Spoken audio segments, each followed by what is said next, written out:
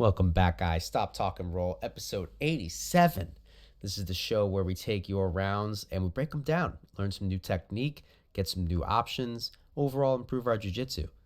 #1 show on YouTube for this, because I don't think there are any other ones, but that's okay. Definitely not ones that are on episode 87. I'll tell you that. Today, I didn't realize when I opened this, but this is a different, I've been sitting on this. This is not Chris that we usually have on, which is nothing wrong with that. This is Black Belt Chris. So awesome. Chris is one of our new instructors on Monday nights. Good to have a roll with him. And I didn't know this was going to be this Dan. I thought it was going to be Dan O, because Dan's already had an episode this week. But that's okay. We're going to do it anyway. I like to try to even it out a little bit, get everybody once a week. But Dan will have 2 this week, and Chris will be on. And Dan and Chris, the ones I thought of was our first inaugural episode. So we got to get them back on soon. But that's what I thought this was. I was like, oh, sweet. Or no, I thought it was other Dan and Chris. But this is Dan and Chris.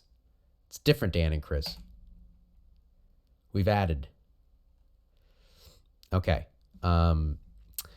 Chris, Black Belt Chris, I've gotten to roll with him once or twice so far because we were both, old black belts recovering from injuries. But I know he's got a pretty nasty guard game that I've felt firsthand.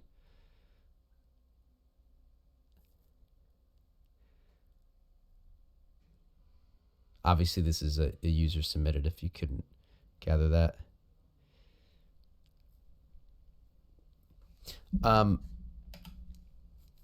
When you're playing an open guard, at some point, you kind of have to just step in here and bite the bullet.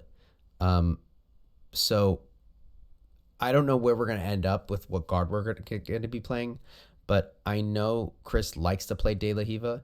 So if you want to avoid that, I would look for a cross hamstring step in. So coming in on this side, right?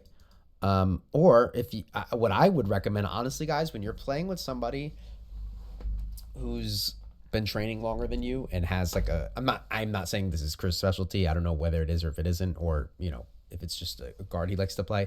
But I like to go towards people's specialties because you're going to learn a lot, if you're trying to win, no, avoid their specialty, obviously. But if you're trying to get better, go into these positions, get swept a million times. Who cares? You get to see oh, that's what he's trying to do. And you get to learn both offensively and defensively what they're doing. This is one of the reasons why I love doing this show, is getting to see people's moves and their skill sets in different ways. Yeah. Okay. So no guard was ever done. We got a little, and this is something people need to be aware of too, is they can just stand up. Look at what you're giving him. So Chris gets a lapel grip, collar grip, right? And he's pulling you down, right? He's pulling you and you're pulling back. It's very subtle, but you're pulling back this whole time, right? So look, your feet are forward and your weight is back. Your feet are forward and your weight is back. So you're throwing your weight backwards.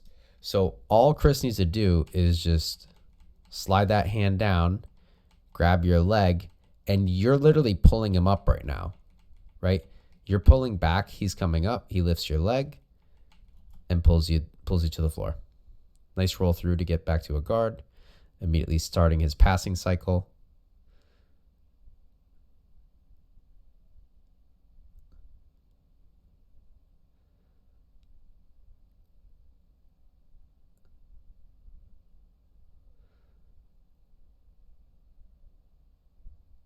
Looks like a potential ankle lock there. Yeah, ankle lock. Yeah.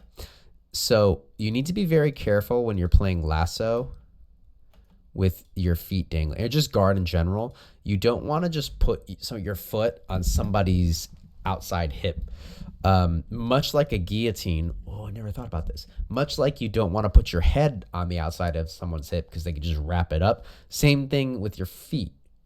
Oh, just thought of this, comparing the two.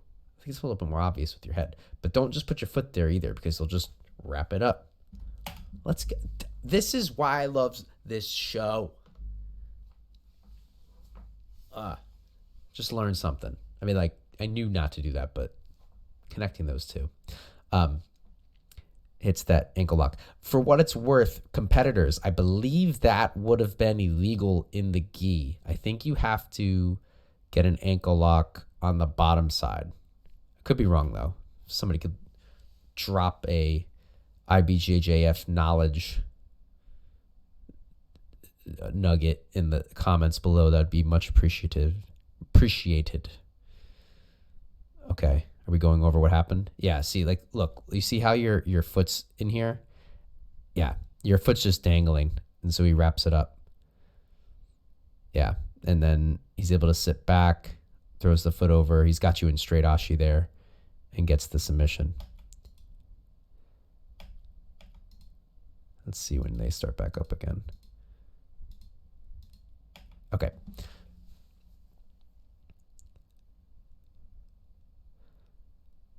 Ooh, inverted. Let's see. Okay, we're not playing there too long. But he does use that to get into De La Riva, gets the far leg, and he's looking to hunt the back right now with a little baby bolo. Comes up into a leg drag. Beautiful. Beautiful. Okay, so that's a dilemma. We've been trying to, and at least I have in the no-gi classes, I've been trying to illuminate dilemmas in more and more into our teaching, right? So like recognizing when you're putting someone into a dilemma where they have to choose between two bad choices. What Chris is doing here is like he's trying to go to the back to do what's called a baby bolo.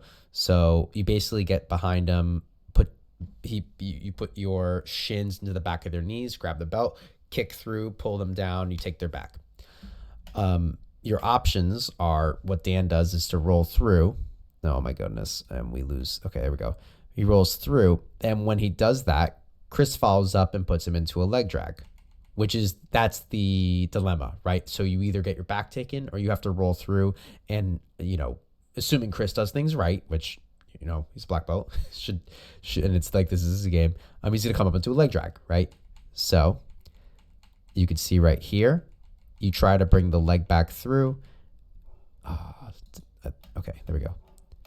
And Chris staples the bottom leg drags the top leg, continues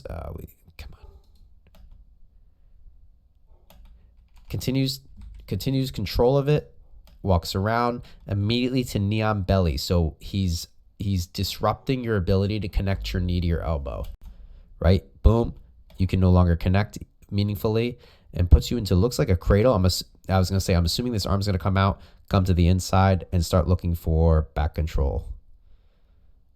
Okay, hunting in there. I like that. This is that little pumping motion is actually really good to use. Okay, and then you go to turn. So he's going to make sure his legs stay in front of yours. So he throws this over. Oh my goodness. Throws this over, heel to the butt, so you can't get in between here, and that is able to ride over to the other side here. Stays on top now with the knee on belly on the other side.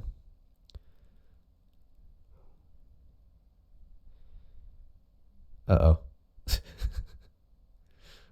Uh-oh. Little lapel stuff. I really got to learn this stuff. I need more no-gi videos. I don't know if I have enough videos to get through the next week. I'm going to have to make some today. It's Tuesday, June 28th right now when I'm filming this. That's like a bow and arrow. It's like a back choke with the lapel. It looks like we're going to bow and arrow now. But he's on the wrong side, so let's see. Is he able to pull him through? Yeah, that's smart. And switch the arm bar. Yeah, I was going to say, I don't think you can... it's going to be hard. It's going to be hard to pull a human body back with your leg like this. Ever since I got my injury, I've been like very cognizant, if you will, aware of how difficult it is, or how often you have to use your hamstring, like a hamstring pulling motion in jiu-jitsu, and realizing where it's strong and where it's weak. you'd have to be very, very strong, and with a significant size difference, I also believe, for you to pull a human body in this angle down this way. So he has a bow and arrow choke in place, and he has the foot over the shoulder, which are all good things for the bow and arrow choke, but that's not going to happen. Now, this way, pressing your leg down definitely can move a human body. So switches up to the arm bar. He does need to get his knees pressed together. So Dan, I would concentrate on continuing to keep his legs apart and looking to get your body in here in the middle. Yeah, this is kind of a tough spot. I mean, definitely Chris is in a good spot. Nice. That happens because he's able to pinch his knees ever so slightly. He extends your arm away from the body. Yeah, and he's got you.